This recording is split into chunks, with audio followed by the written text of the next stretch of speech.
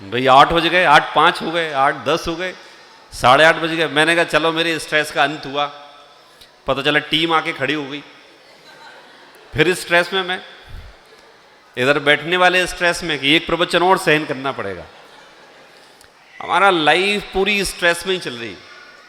हम मंदिर में आए या घर में रहें, कहीं भी रहें, जब हम आईने के सामने खड़े होते हैं तो अपने सफ़ेद बाल देखते हैं तो स्ट्रेस में। बाल सफ़ेद क्यों हो रहे हैं? उनको काले कराना है। एक व्यापारी का 11 महीने तक व्यापार बहुत अच्छा चलता है, 12वें महीने ना चले तो वो स्ट्रेस में। आप लोग अगर अच्छे कपड़े पहनकर अच्छे लग रहे हैं और कोई ये ना बोले कि अच्छे लग रहे तो भी स्ट्रेस में। क्या करें इस स्ट्रेस का? इसने ऐसे जकड़ रखा है हम लोगों को कि इससे छूटने का कोई उपाय लौकिक में तो कोई बता नहीं पा रहा है हमें। एक उपाय है, जिन मार्ग का एक ऐसा उपाय है जिसके द्वारा हम अपने स्ट्रेस से मुक्त हो सकते हैं। मैं आपको एक छोटा सा डेटा देता हूं, आपको ख्याल में आएगा। दुनिया में सबसे ज्यादा आत्महत्या करने वाली एज कौन सी, वो सुनो आप लोग। आपके ग्रुप में एंट्री कितने एज वालों को है? क्या एज बाउंडेशन क्या है? 15 टू, आपको पता है सबसे ज्यादा आत्महत्या 15 से 40 वर्ष तक के लोग कर रहे हैं पूरे वर्ल्ड में। सबसे ज्यादा आत्महत्या। सरकारें बहुत काम कर रही हैं, पैसे खर्च कर रही हैं, सोशल कैंपेन चला रही हैं कि मत मरो भाई, मर क्यों रहे हो। अलग अलग कारण हैं लोगों के मरने के, लेकिन मर रहे हैं। दूसरा डेटा, आत्महत्या का रेशो भारत में कम और वेस्टर्न वर्ल्ड में ज्यादा है। आप लोग कहीं क्या बात कर रहे हो? हां, जिस वेस्टर्न वर्ल्ड को आप लोग बड़ा अपना आदर्श मानते हैं, वहां की सुविधाओं को आदर्श मानते हैं, सबसे ज्यादा आत्महत्याएं वहां होती हैं। क्यों? हमारे भारत में हमारे मन में कुछ आता है तो हमारे पास भाई हैं, बहन हैं, दोस्त हैं, सब लोग हैं, हम किसी से कुछ कह सकते हैं। मरेंगे तो नहीं। वहां कोई है ही नहीं, कोई नहीं है वहां। एक अंग्रेज मिले, बोले भारत में बहुत शोर है, बहुत ज्यादा शोर है। तो मैंने कहा आप शांति में रहते हैं? हाँ, मैं बहुत शांति में रहता हूं, मेरा सबसे निकट का पड़ोसी 2.5 किलोमीटर दूर है, सबसे पास में जो पड़ोसी वो 2.5 किलोमीटर दूर है। हमने कहा देखो भाई, हम लोग तो 2.5 मीटर दूर भी नहीं रह सकते। तो स्ट्रेस की जो समस्या है पूरे वर्ल्ड में व्याप्त है और सब लोग मर रहे हैं। क्यों मर रहे हैं? जिन लोगों ने ऐसा मान रखा है मेरे अनुसार सारी व्यवस्थाएं चलनी चाहिए, और जब वो व्यवस्थाएं मेरे अनुसार नहीं चलती हैं तो आदमी मर जाता है। दूसरा सबसे बड़ा रीजन है आचार और विचार दोनों खराब हो गए। आचार का मतलब होता है आचरण और विचार का मतलब होता है सोच। जैसे मैंने सुबह कहा था आपको, मेंटल मॉडल्स। अगर आपके मेंटल मॉडल्स क्लियर हैं, इसे हम यदि आदरणीय पंडित टोडरमल जी की भाषा में बात करें तो हम ऐसा बोल सकते हैं, वो कहते हैं कि साहब इसको श्रद्धान होना चाहिए। किस पे?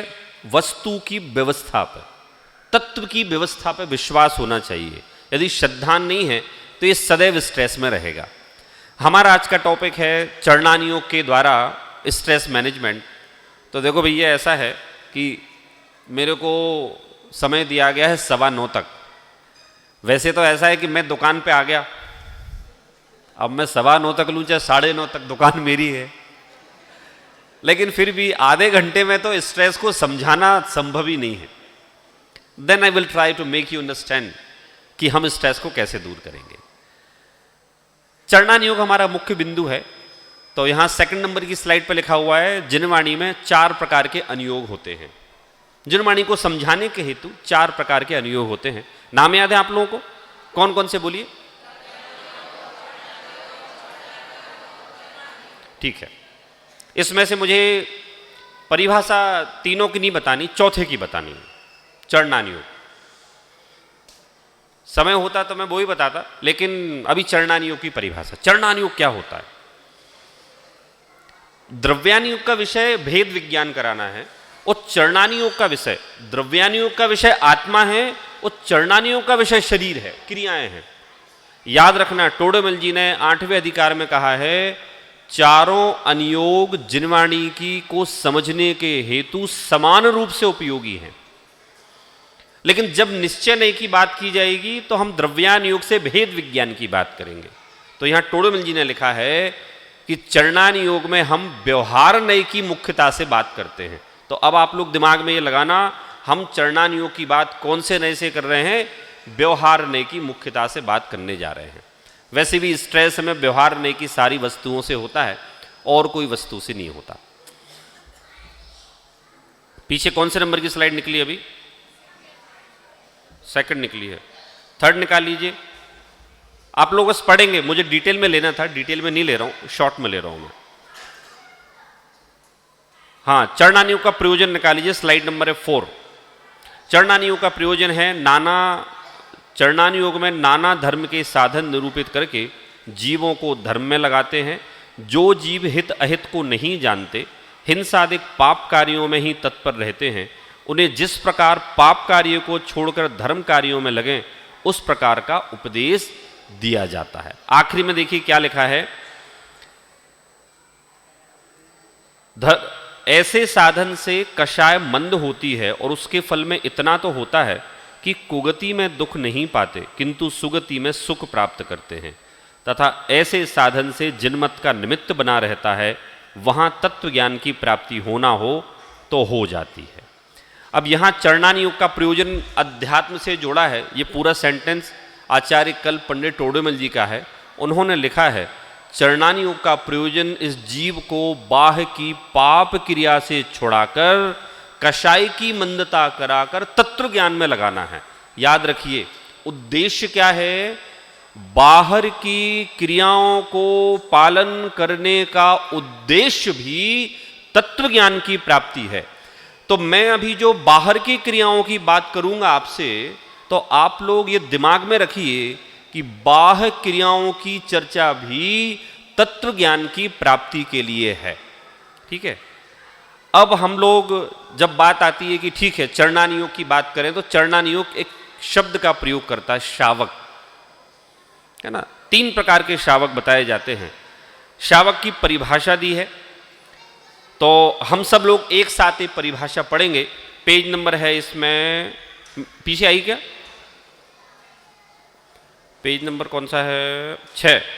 6 नंबर पेज निकाल लीजिए। श्रावक की परिभाषा आ गई। पढ़िए एक साथ सब लोग। श्रावक का स्वरूप बताते हुए पंडित सदासुख दास जी कहते हैं, जो स्त्री पुत्र धन धान्य आदि परिग्रह से सहित घर में निवास करते हैं, जिन वचनों के श्रद्धानी हैं, न्याय मार्ग का उल्लंघन नहीं करते, पापों से भयभीत रहते हैं, वे गृहस्थ श्रावक हैं। क्या कहा? ध्यान दीजिए। जो स्त्री पुत्र धन धान मकान सहित रहते हैं और जिन वचन के श्रद्धानी है, ये इंपॉर्टेंट चीज है। वे घर में रह रहे हैं, ये महत्वपूर्ण नहीं है। महत्वपूर्ण ये है घर में रहते हुए भी वे जिन वचन के श्रद्धानी हैं। दूसरा, न्याय मार्ग का उल्लंघन नहीं करते। इसे नोट करके रखना आप लोग, ये मैं जब अभी समझाऊंगा ना, इससे स्ट्रेस दूर होगा आपका।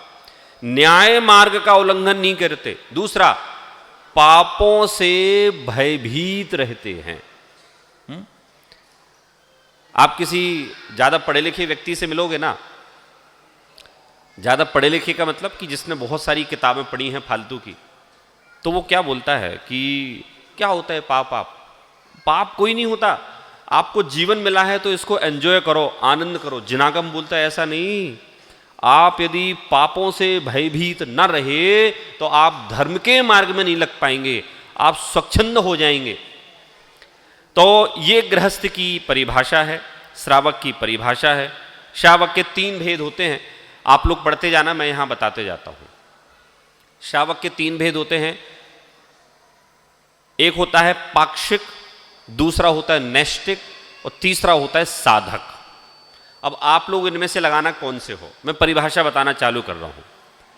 पहला है पाक्षिक, नहीं टेढ़ा नहीं है वो ऐसी डिजाइन है मॉडर्न। वो टेढ़ी लग रही होगी आपको, टेढ़ी नहीं है वो डिजाइन है। हाँ, जो देखिए गृहस्थ अवस्था में रहकर एक देश अणुव्रतों का पालन करता है, हिंसा आदि से विरत रहता है, वो कौन सा श्रावक है? पाक्षिक श्रावक है।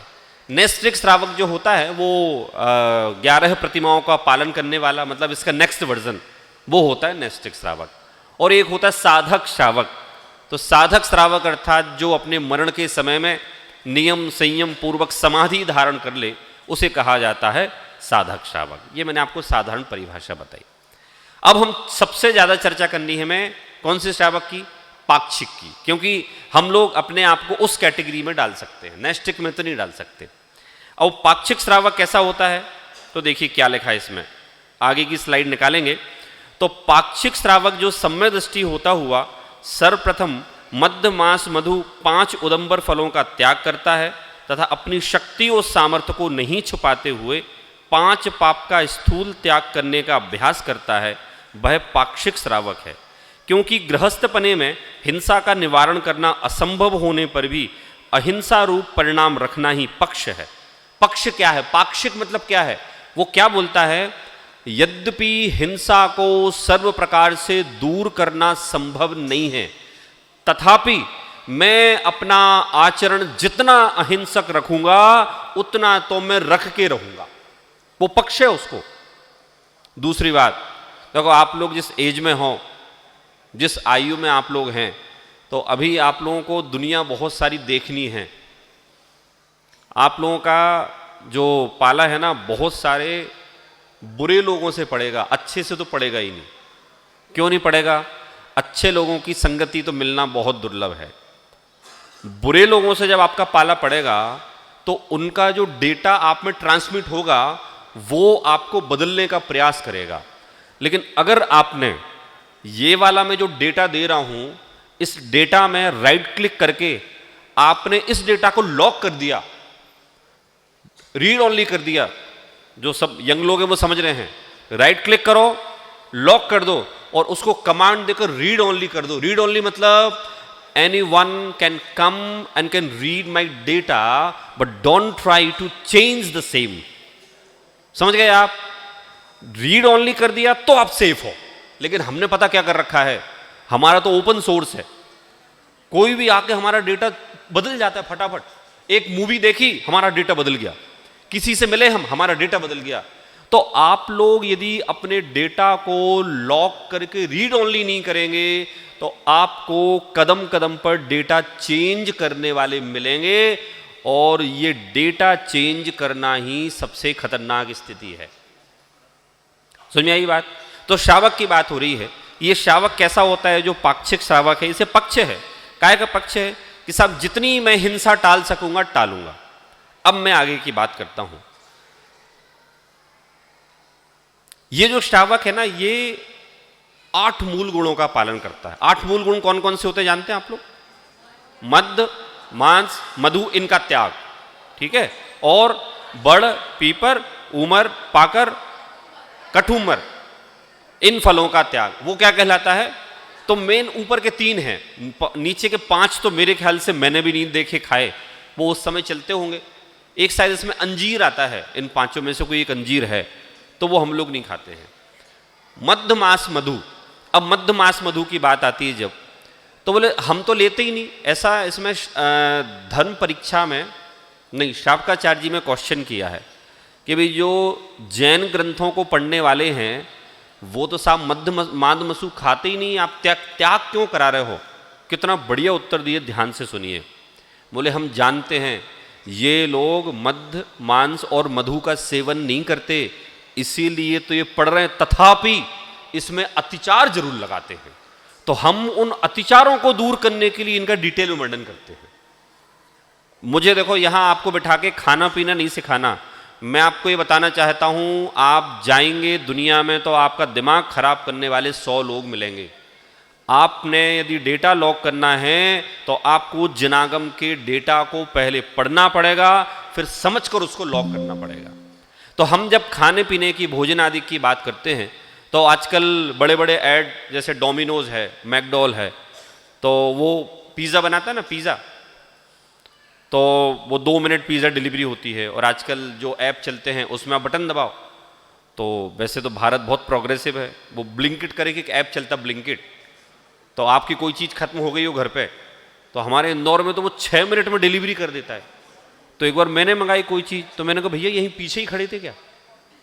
नहीं नहीं सर, हमारा तो 10 मिनट में हम कहीं से कहीं भी ला सकते हैं चीज। अब डोमिनोज जो मैकडॉवेल है वो पिज्जा बनाता है, वो खुद बोलता है साहब हम इसमें हानिकारक पदार्थ डालते हैं, आपकी बॉडी को खराब करने वाले पदार्थ डालते हैं, लेकिन आप लोग खाते हैं क्योंकि मैं ऐड करता हूं।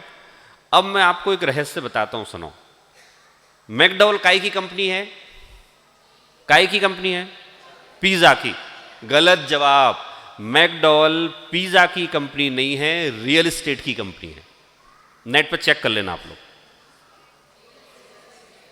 रियल एस्टेट प्रॉपर्टी की कंपनी है वो, मैकडॉवेल पिज्जा की कंपनी है ही नहीं। क्योंकि वो जिस प्राइस पे बेचता है ना, उस प्राइस पे वो मार्क टू मार्क, मतलब वो खर्चा और आमदनी दोनों बराबर रखता है। तो बढ़ता कैसे है वो कहता है साहब मैं जहां अपना स्टोर खोलता हूं हम सस्ते दाम में प्रॉपर्टी खरीद लेते हैं, तो वो साल दर साल में हमारी प्रॉपर्टी की कीमत बढ़ती जाती है। बस वो हमारी रियल गेन है। और वो आप उसकी बैलेंस शीट देखिए, नेट पे है, सुपर बैलेंस शीट। पिज्जा का प्रॉफिट कुछ नहीं है उसमें, सारा प्रॉफिट रियल एस्टेट का है। ऐसे हिडन फैक्ट पूरी दुनिया में हैं और आपको ऐसा बताया जाता है कि सत्य है। मतलब अगर आपने अभक्ष्य भक्षण नहीं किया, अभक्ष्य भक्षण नहीं करने वाले कहलाते हैं पीछे, जिनको हम बोलते हैं कि साहब आप तो पुरातन पंथी हैं। It means you are just following old tradition. अब भोजन की बात करते हैं अपन कि साहब होटल में खाएं या ना खाएं। देखिए डॉक्टर्स भी आजकल सलाह देने लगे हैं, यदि आपको अपने स्वास्थ्य का ध्यान रखना है तो होटल में मत खाओ। आपने एक चीज़ नोटिस की होगी कि आज से 20 साल पहले छोटे छोटे बच्चों में ब्लड प्रेशर नहीं आता था, हार्ट की बीमारी नहीं आती थी। ये कैसे आने लगी आपको पता ही नहीं चला। इन लोगों ने कब आपके डेटा को चेंज किया, आपके दिमाग में इन चीज़ों को खाना बताया और आपके शरीर में बीमारी डाल दी। ये पूरी एक चेन है। पहले आपके शरीर में बीमारी डाली जाएगी, फिर उसका उपाय बताया जाएगा और उस उपाय को आप लोग जीवन भर अपनाओगे।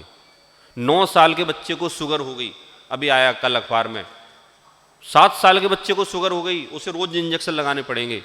जबकि आयुर्वेदिक ये बोलता है कि साहब शुगर के लिए कुछ लेने की आवश्यकता ही नहीं है, 2-4 औषधि लो आप सही हो जाओगे। और बच्चों को शुगर होती नहीं है।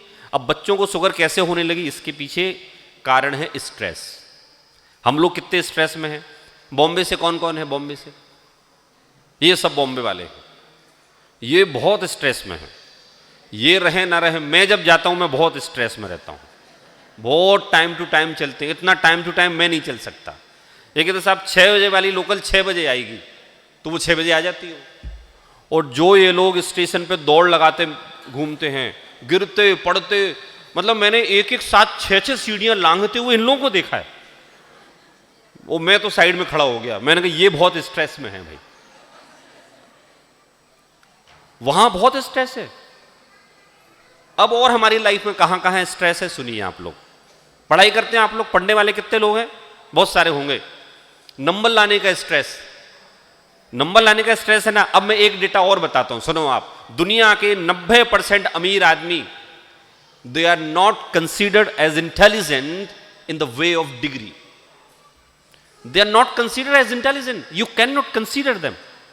आप उन्हें होशियार नहीं मान सकते क्योंकि उनकी डिग्री या तो है ही नहीं, और है तो 50%। दुनिया के सारे व्यापारी कम पढ़े लिखे हैं और उनके यहां नौकरी करने वाले सब लोग पढ़े लिखे हैं।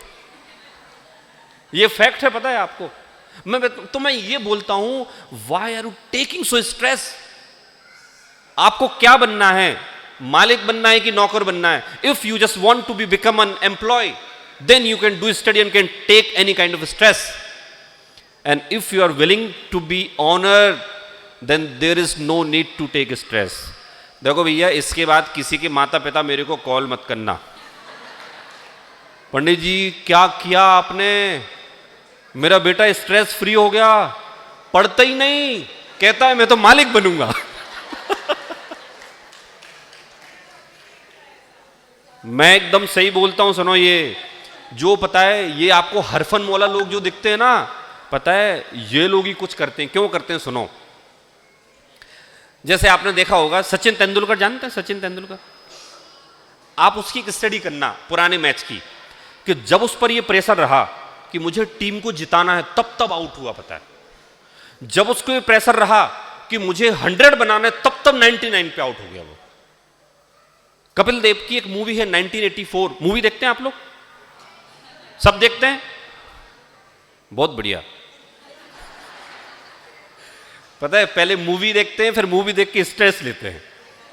1984 एक मूवी है, तो उसमें कपिल देव को बोलते हैं कि भाई 83, अरे वाह बहुत बढ़िया, गुड। 83 मूवी है, ठीक है। तो उसमें कपिल देव तो भाई एकदम हरफन मौला रहता है। उससे कहते हैं भाई तुम लोग क्यों आए यहां, जीतना तो है ही नहीं। वो कहता पता नहीं। एक मैच खेलता है वो, तो वो बहुत देर तक टिका रहता है, तो वो बहुत तालियां बजती हैं। अरे भाई हो क्या रहा है यार, इतनी तालियां क्यों बज रही हैं? बोले भाई सेंचुरी बना दी तुमने, सबसे फास्ट। अब बोलो अगर वो स्ट्रेस में नहीं था ना, अगर स्ट्रेस में होता तो बना पाता। वो क्या कह रहा था, देखो भाई, मतलब उसमें मूवी में ऐसा बताया है, उनने तो 8 दिन बाद की रिटर्न की टिकट बनवा रखी थी, क्योंकि हम तो सेमीफाइनल तक नहीं पहुंच पाएंगे। वो बोला देखो घर तो जाना ही है, आराम से खूब खेल के जाओ। स्ट्रेस फ्री लाइफ थी तो वो 100 रन बना पाया। ऐसे मैं आपको बोलता हूं, तत्व ज्ञान के बल से जब आपको वस्तु व्यवस्था का ज्ञान रहेगा तो आपको स्ट्रेस नहीं होने वाला। समस्या कहां है पता है हमारे साथ? हमारे साथ समस्या यह है कि हमें तत्व ज्ञान का बल नहीं है। फिर कोई हमें बोलता है तुम अच्छे नहीं लगते, कोई बोलता है तुम होशियार नहीं हो, तो हम स्ट्रेस में आ जाते हैं। स्ट्रेस लेना ही नहीं। क्यों नहीं लेना? क्योंकि सुनिए, सुबह मैंने एक कहानी सुनाई थी, क्षत्र चूड़ामणि। उसमें क्या बताया गया था पता है? जीवनधर कुमार की शादी सुरमंजरी से ऐसे होगी। कैसे होगी कि साहब वो किवाड़ में, गेट में उनके पैर लगेंगे, मंदिर खुलेगा और उससे शादी होगी। तो उसमें नीचे लिखा बादीप सिंह ने, सर्वज्ञ देव ने अपने ज्ञान में जो देखा है वो फिक्स है। अवधि ज्ञानी मुनिराज ने पहले ही बता दिया था। इसी तरह से हम लोग भी यदि ऐसा मान लें कि हमारे जीवन में सुख हो या दुख हो, संयोग हो या वियोग हो, सर्वज्ञ देव के द्वारा जाना गया वैसे ही होता है, अन्यथा नहीं। एक ही मेंटल मॉडल है। मेंटल मॉडल शब्द याद हो गया आपको? क्या मेंटल मॉडल है? सर्वज्ञता पर श्रद्धान, एक मेंटल मॉडल है ये। अगर आपको ये मेंटल मॉडल क्लियर रहा तो आपको कभी लोड नहीं होने वाला है, है?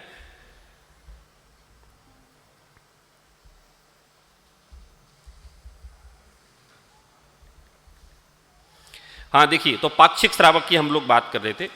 ये श्रावक के जो भेद हैं वो मैं बता चुका आपको कि ये जनागम की आज्ञा मानने के लिए ये हिंसादि से व्रत रहता है।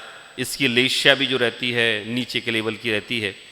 अब पाक्षिक श्रावक की दिनचर्या आप लोग को पढ़ना हो डिटेल में तो आप लोग सागर धर्मामृत में पढ़ना। उसमें एक श्रावक की दिनचर्या लिखी है। मैं आपसे पूछता हूँ आपकी दिनचर्या कैसी है? कितने बजे उठ जाते हैं आप लोग? इसमें पीपीटी में निकाल लीजिए, पेज नंबर कौन सा है? 10 नंबर। हाँ 10। कितने बजे उठ जाते हैं आप लोग? अभी मैं क्वेश्चन पूछूंगा फिर आंसर देना। 4 बजे कौन उठता है? 4 बजे कौन कौन उठता है? नहीं, बीमार लोग नहीं, सही लोग बोल रहे हो। 5 बजे कौन उठता है? 1 और 2। क्यों भाई इतनी जल्दी क्या करते हो उठ के? हैं 5 बजे कॉलेज, टिफिन 5 बजे। और आप बहन जी आप क्या करती हैं? अच्छा चलो भाई, एक तो सही उत्तर मिला, 5 बजे उठ के स्वाध्याय करती हैं। अच्छा 6 बजे कितने लोग उठते हैं? हाँ ठीक है, ठीक है 6 बजे। ये स्कूल वाले बच्चे हैं, ये उठना पड़ता है, उठते नहीं, उठना पड़ता है। ये संडे को तो मुझे पता है तुम लोग 9-10 बजे उठते हो, ऑल लेट। 7 बजे कितने लोग उठते हैं? चलो इसके बाद तो सब खत्म, 6 के बाद तो सबका काम खत्म। यहां क्या कहा सुनो, ये पाक्षिक श्रावक शीघ्रता से उठ जाता है। वो करता क्या है सुनो, ये जिनदेव का चिंतन करता है। क्या चिंतन करता है? हे जिनेंद्र देव, यदि आप ना होते तो मुझे सन्मार्ग कौन बताता। हे जिनदेव, यदि आप ना होते तो मैं भेद विज्ञान की शिक्षा किससे लेता। हे जिनदेव, ये तो आपका परम उपकार है। एक भक्तांबर में एक छंद है 11 नंबर का, किसी को याद है? मैं सुनाता हूं, अभी याद आ जाएगा। दृष्ट्वा भवंत मनिमेष विलोकनीयम नान्यत्र तोष मुपयाति जनस्य चक्षुः पीत्वा पयः शशिकरद्युति दुग्ध सिंधो क्षारम जलम जल निधेर सितुम कैच्छेद। क्या मतलब इसका? दृष्ट्वा भवंत मनिमेष विलोकनीयम, हे जिनदेव, जब मैं आपको देखता हूं तो मैं अपलक आपको निहारता हूं, आपकी मुद्रा इतनी वीतरागी है। ऐसे जिनदेव को ये सुबह उठ जाता है, ये याद करते हुए। फिर उसके बाद, मतलब इसकी डिटेल कर रहा हूं मैं, इसके बाद ये अपने दैनिक कार्यों से निवृत्त होकर मंदिर जाता है। तो मंदिर जाना एक मेंटल मॉडल है, सुनिए ध्यान से। मंदिर जाना एक मेंटल मॉडल है। मंदिर जाता है, मंदिर में स्वाध्याय करता है, फिर घर आता है, भोजन करता है। तो आते आते कितना समय हो गया इसको? कितने बज गए? 12 कहां से बज गए? अरे भाई ये तो 10 भी नहीं बजे, 9:30 बजे। 9:30 बजे। अब 9:30 बजे घर आएगा, थोड़ा सा सेटल होगा, तो भोजन कितने बजे कर लेगा? ये कितने बजे भोजन कर लेगा? 11:30 नहीं, 10 बजे। 9:30 पे तो आया ही है वो। नाश्ता नहीं करता वो, सीधा खाना खाता है। ठीक है? फिर वो दुकान चला गया, अपना ऑफिस चला गया, लौट के कितने बजे आएगा? 5 बजे आ जाएगा। ठीक है, फिर वो भोजन करेगा कि नहीं करेगा? भोजन कर लेगा। फिर उसके बाद कुछ नहीं करेगा। ये चीज हम बच्चों को पाठशाला में पढ़ाते हैं। क्या पढ़ाते हैं? देखो बेटा, सुबह जल्दी खाना, शाम को जल्दी खाना, रात को नहीं खाना। लेकिन आपको एक बढ़िया डेटा बताता हूं, सुन के मजा आएगा आपको। हमारे जो हम बच्चों को पाठशाला में बचपन से पढ़ाते आ रहे हैं, 5 साल पहले अमेरिका के एक वैज्ञानिक ने इस बात पर नोबेल पुरस्कार ले लिया। नाम दिया उसने 16 आवर्स फास्टिंग। पंडित जी साहब, इस बात पे उस वैज्ञानिक को नोबेल पुरस्कार मिला। उसने क्या कहा? मैं दुनिया के सब लोगों का स्वास्थ्य सही करा सकता हूं, मैंने रिसर्च की है। क्या रिसर्च की है? तो उसने कहा आप शाम को 5 बजे भोजन कर लीजिए और फिर रात भर कुछ नहीं खाना है, सुबह 10 बजे खाना है। आप अगर ऐसा करेंगे तो आपकी 90% से ज्यादा बीमारियां दूर हो जाएंगी। पूरे संसार ने खूब तालियां बजाई, सरकारों ने बोला अरे वाह क्या रिसर्च करी, और लो आपको नोबेल पुरस्कार। जब मैंने पढ़ा तो मैंने माथा कूट लिया। मैंने कहा भैया ये तो बचपन से हम पढ़ा रहे हैं, हमें दो नोबेल पुरस्कार, तुम लेके बैठ गए।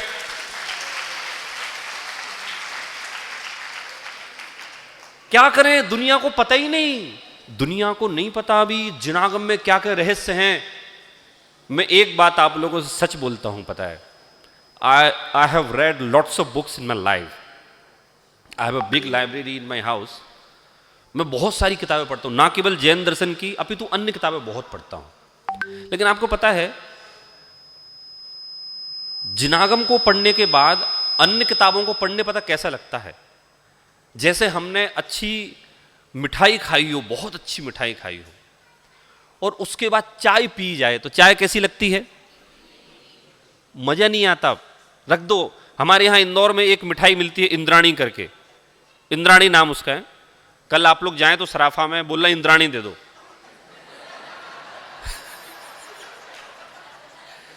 सराफा में रात को बाजार लगता है हमारे यहां, अभी जाओगे आप तो गुलजार मिलेगा पूरा बाजार। तो आप उससे बोलोगे इंद्राणी दे दो, तो एक बढ़िया ऐसी कुल्हड़ में वो दूध मलाई और ऐसी बढ़िया मस्त चेरी डली हुई है, और आप उसको खाएंगे और उसके बाद चाय पिएंगे तो आपको चाय का मजा ही नहीं आएगा।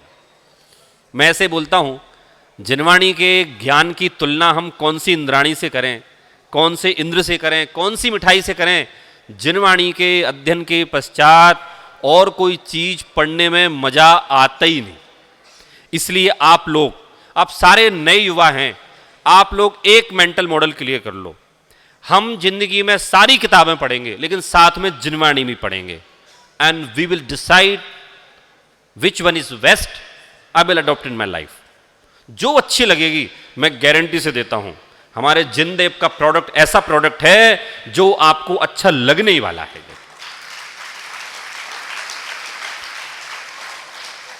और ये मैं नहीं बोल रहा हूं, पता है, मैं एक अपनी घटना बताता हूं। चलो मैं दूसरों की नहीं, अपनी बताता हूं। मैं ऑस्ट्रेलिया से आ रहा था, तो वहां तो अपने साधर्मियों प्रवचन करके आ रहा था, तो वहां के साधर्मियों ने प्लेन में जैन फूड बुक किया। तो मैंने कहा कौन खाए जी ये वाला जैन फूड भी, प्लेन में एक ही जगह तो रखा है सब कुछ। तो मैंने मना कर दिया। तो मेरे बगल में कोई कोरियन बैठा था, अंग्रेज। तो वो जो उसमें बाई रहती ना प्लेन में, अरे एयर होस्टेस,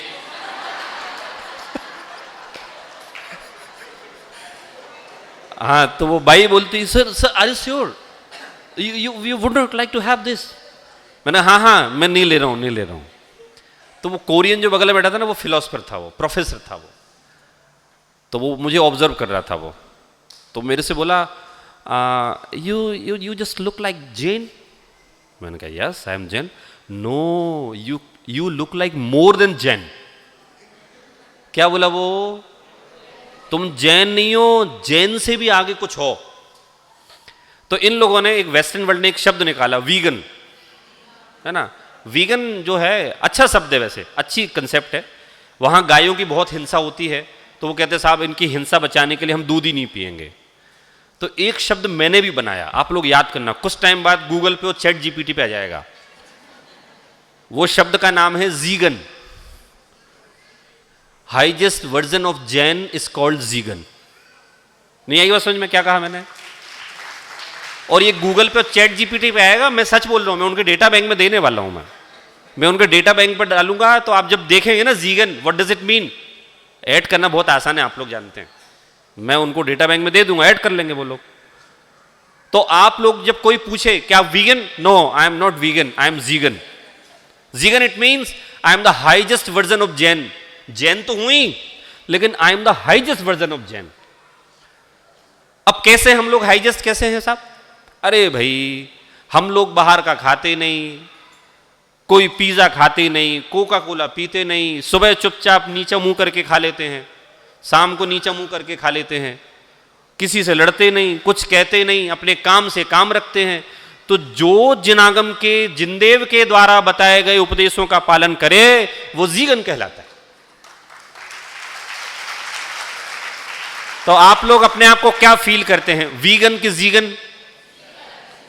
और ये शब्द जो है मैंने जिसको ही बताया, तो मैंने कहा ये मैंने इन्वेंट किया है जैनियों के लिए, तो सबने प्रशंसा की इस बात की। तो आप लोग भी आज से कोई पूछे कि आप वीगन है कि जीगन, तो बोले मैं जीगन। आगे बढ़ते हैं, चलिए। हाँ, मैं अपनी घटना बता रहा था कि साहब सब लोगों को एक प्रॉब्लम है, मेरे से पूछते हैं। सुबह भी एक भाई ने पूछा कि पंडित जी देखो मेरा ये व्यापार है, अब इसमें तो पार्टी में जाना पड़ता है, वहाँ तो सब कुछ रहता है। तो मैं आपसे फिर बोल रहा हूँ, यदि आपका ये मेंटल मॉडल क्लियर है, मुझे व्यापार तो करना है लेकिन मुझे अपने सिद्धांतों से समझौता नहीं करना है। नहीं समझे? फिर बोल रहा हूं मैं, व्यापार छोड़ना नहीं है, आप कोई रास्ता निकाल सकते हैं, मुझे सिद्धांतों से समझौता नहीं करना है। पता है होता है हमारा पुण्य का उदय साथ देता है साथ हमारा उदय। हम जहां जाएं वहां लोग हमें सुविधाएं मिल जाती है वहां।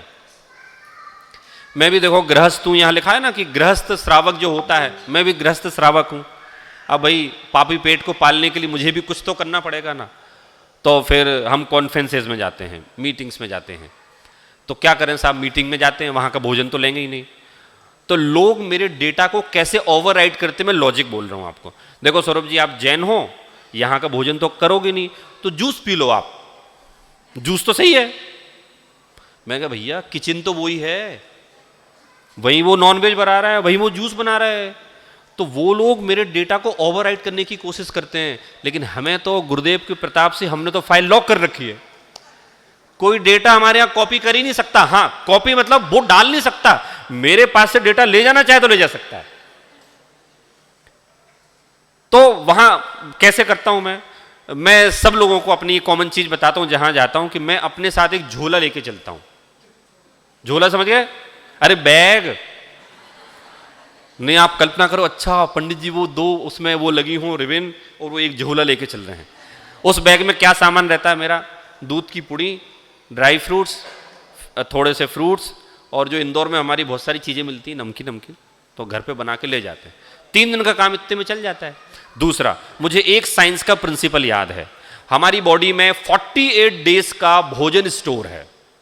अगर आप 48 दिन तक लगातार भोजन ना खाएं तो मरेंगे ही नहीं। तो मैं कहता हूं मैं 48 घंटे ना खाऊं तो भी नहीं मरूंगा। तो कई बार प्रसंग बने ऐसा, एक बार प्रसंग बना था ऐसा कि पूरे 3 दिन तक भोजन ही नहीं किया, लेकिन काय से काम चलाया, फ्रूट्स थे थोड़े से, अब उससे नहीं भरा पेट, लेकिन अपन मेंटल मॉडल क्लियर था। क्या था क्लियर? व्यापार तो करना है लेकिन सिद्धांतों से समझौता नहीं करना। तो नहीं हुआ। नहीं तो पता है आदमी क्या कहता, कैसा जैन धर्म है ये, मुझे छुड़ा रहा है, कष्ट दे रहा है। नहीं भैया, ये आपको आनंद दे रहा है। आपको आज पता नहीं चलेगा, कल पता चलेगा। तो यहां जो कहा है कि साहब वो जो श्रावक है वो अपनी दिनचर्या कैसा रखता है, समय हो गया वैसे ना, वो एकाग्र चित्त करके पंच परमेष्ठी का ध्यान करता है, फिर अपने शटावश्यक का पालन करता है, और वो अपने ऐसे करते हुए घर में रह सकता है। तो नीचे मैंने पॉइंट्स दिए हैं स्लाइड नंबर 11 में कि सर्वप्रथम ब्रह्म मुहूर्त में उठ जाता है, स्नान करता है, जनवाणी का स्वाध्याय करता है, अरिहंत भगवान की आराधना करता है, और रात्रि को नींद खुल जाए। 7वां पॉइंट है ना। तो आप लोग क्या करते हो? रात को नींद खुल जाए तो क्या करते हो? तो मैं बता देता हूं पंडित जी, हम मोबाइल उठाते हैं पहले, फिर हम पहले व्हाट्सअप चेक करते हैं, फिर यूट्यूब चेक करते हैं, या फिर कोई नेटफ्लिक्स या कोई अमेजोन प्राइम हो तो वो देखते हैं, कोई मूवी देख लेते हैं। देखते देखते नींद लग जाए तो ठीक है, नहीं आए तो एक और देख लेते हैं। यहां क्या कह रहे सुनो, रात्रि में निद्रा उचटने पर, मतलब भाग जाए, तो क्या कह रहे यहां? वैराग्य भावना का चिंतन करते हैं। क्या कहते हैं? कैसा चिंतन करता है वो? अरे मेरे सामने सामने न जाने कितने लोगों का मरण हुआ, मेरी आयु भी कब पूरी हो जाए इस बात का मुझे भान नहीं है। इसलिए हे जिनदेव, अब तो मैं शीघ्रता से संसार शरीर भोगों से वैराग्य आए और मैं मात्र आपके मार्ग पर लग जाऊं, ऐसी प्रतिज्ञा लेता हूं। एक मैंने ऑडियो दिया वहां, एक मेरी प्रतिज्ञा का दिया है वहां। देखिए अभी सब जो समझा है 3 दिन पंडित जी साहब ने समझाया, हमारे सचिन जी ने समझाया, प्रवीण जी ने समझाया, ये सब हम लोगों ने जिनवाणी समझाई आपको। तो हम लोगों को एक प्रतिज्ञा लेना चाहिए। क्या प्रतिज्ञा लेना चाहिए? क्या प्रतिज्ञा लेना चाहिए? जिन मार्ग पर चलने की। तो वो प्रतिज्ञा भी चलाएंगे आप लोग, पढ़ना भी और सुनना भी आप लोग। नैष्ठिक श्रावक की बात एक लाइन में कर देता हूं कि जो 11 प्रतिमाओं का पालन करता है वो नैष्ठिक श्रावक कहलाता है। साधक श्रावक का लिखा है यहाँ स्लाइड नंबर 13 पर कि संलेखना करके आत्माराधना पूर्वक मरण करता है। फिर ये जो पाक्षिक श्रावक है ये अणुव्रतों का पालन करता है, अहिंसादि अणुव्रतों का पालन करता है। तो 5 अणुव्रत हो गए, 3 गुण व्रत हो गए और 4 शिक्षा व्रत हो गए। इसमें एक व्रत है अनर्थ दंड व्रत, इस पर थोड़ी सी चर्चा करना है मुझे। स्लाइड नंबर है आपकी 15। प्रयोजन के बिना होने वाला निरर्थक व्यापार अनर्थ दंड कहलाता है और उसका त्याग कर देना अनर्थ दंड विरति है। हम लोग देखिए बहुत सारे व्यर्थ के काम करते हैं, बहुत सारे व्यर्थ के काम करते हैं। जो प्रयोजनभूत ना हो वैसा बोलना भी अनर्थ दंड है।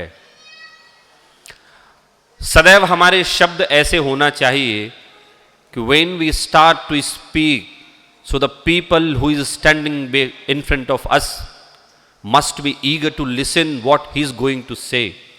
And if you are using your words uselessly, no one will eager to listen you because they know तुम तो ऐसे बोलते ही रहते हो। इसके अलावा हाँ ये अभी चलने वाली है, अभी चलाते हैं, आखिरी में चलाते हैं अपन। हाँ इसके अलावा इसमें है एक हिंसा दान, दुष्श्रुति गलत कार्यों का उपदेश सुनना, प्रमादचर्या हिंसा उत्पादक प्रमाद का आचरण करना। तो अनर्थ दंड व्रत में जो बात है वो ये है कि हम लोग किसी प्रकार के व्यर्थ के काम ना करें। मुझे बोलने का एक था, वैसे माताओं बहनों पे ये आरोप लगाया जाता है कि ये लोग ज़्यादा बोलती हैं। ये आरोप गलत है। पुरुष भी खूब बोलते हैं और फालतू का बोलते हैं।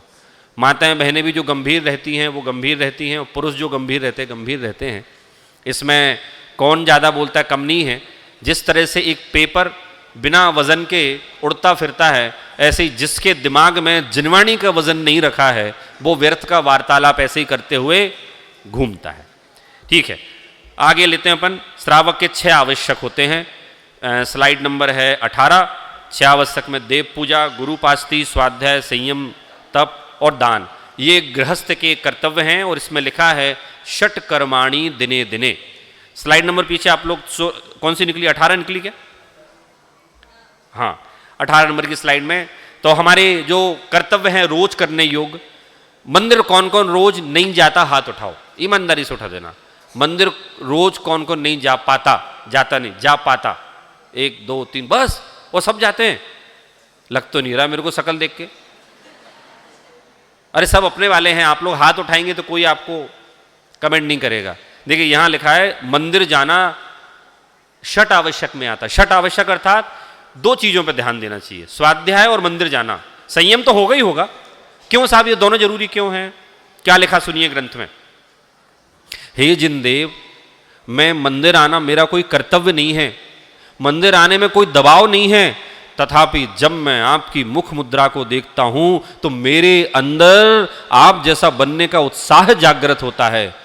जब मैं आपको देखकर जाता हूं तो 24 घंटे के दौरान फिर से कषायें हावी हो जाती हैं, इसलिए मैं अगले दिन फिर आपके पास आता हूं। दूसरी बात, आप मंदिर में जाएंगे तो अच्छी संगति है, अच्छे लोग मिलेंगे, आपके विचार अच्छे रहेंगे। फिर है सप्त व्यसन, तो जुआ, आमिष, मदिरादारी, चोरी, आखेटक, परनारी, ये 7 व्यसन हैं।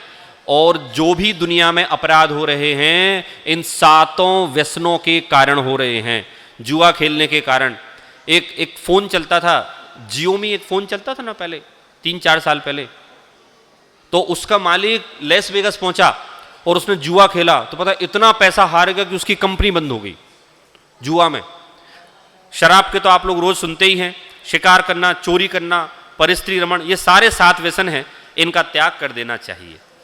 श्रावक के अष्टमूल गुण हमने चर्चा कर ली। अब मैं आपको चर्चा का कंक्लूजन बताता हूं। वैसे इसमें 19 नंबर की स्लाइड है कंक्लूजन की।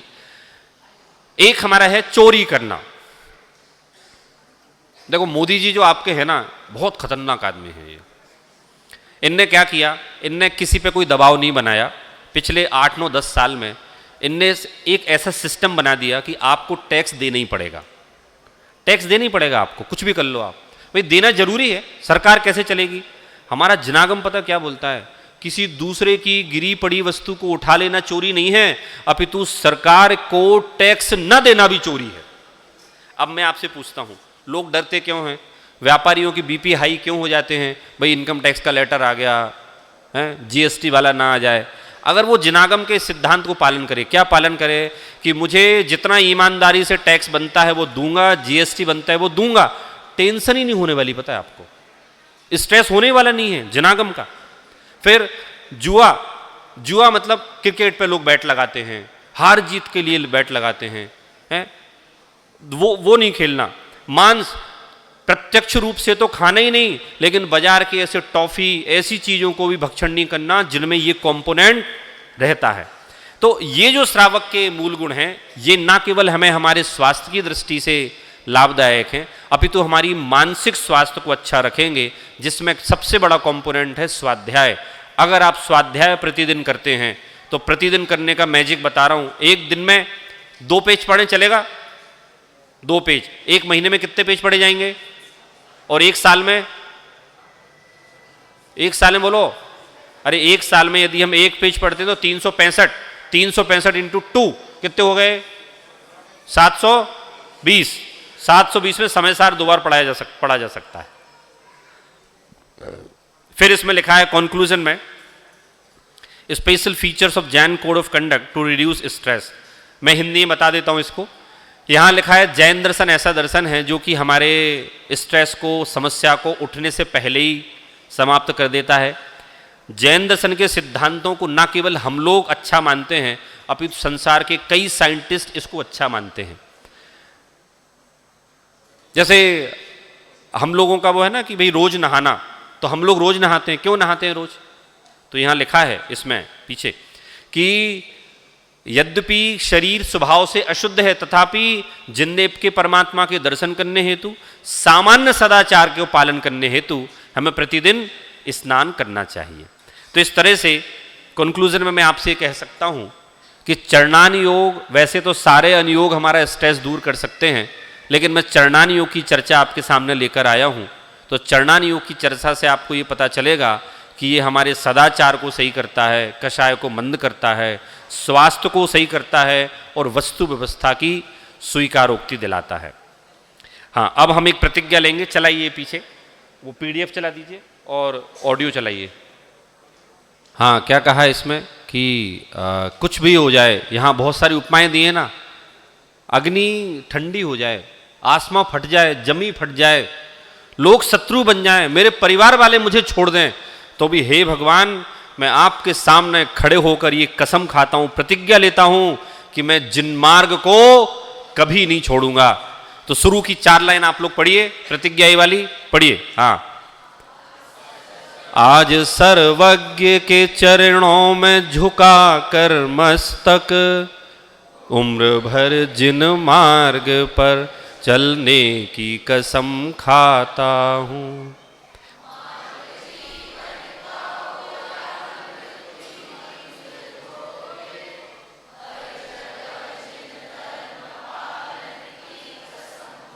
बस 4 लाइन पर्याप्त है। मार्ग जीवन का हो या मृत्यु की मंजिल हो, मरण का आखिरी समय आ जाए तो भी हे जिनदेव, आपका मार्ग तो नहीं छोड़ूंगा।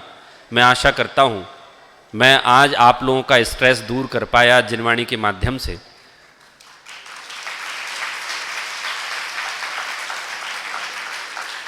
और मैं एक ये प्रतिज्ञा आप लोगों को दिला पाया। मैं सब जगह दिलाता हूं ये प्रतिज्ञा, क्योंकि ये प्रतिज्ञा मैंने भी ली है, ये प्रतिज्ञा मैंने भी ली, आप लोग भी लो। क्या लो? मरण हो तो हो, परंतु हे जिनदेव, आपको नहीं छोड़ूंगा, मैं आपके मार्ग को नहीं छोड़ूंगा। मैं आखिरी में एक मंत्र यही देके जा रहा हूं, यदि आपने ये प्रतिज्ञा ले ली, अर्थात मेंटल मॉडल बना लिया, तो जीवन में आपको कभी भी स्ट्रेस नहीं होगा। धन्यवाद, आप लोगों ने बहुत धैर्यपूर्वक मेरी बात को सुना। कल मिलते हैं आखिरी दिन। ખૂબ જ સુંદર અત્યારના સ્ટ્રેસ મેનેજમેન્ટ ઉપર આદરણીય ડૉક્ટર સૌરભજીનું આપણે પ્રવચન સાંભળ્યું અહીંયા।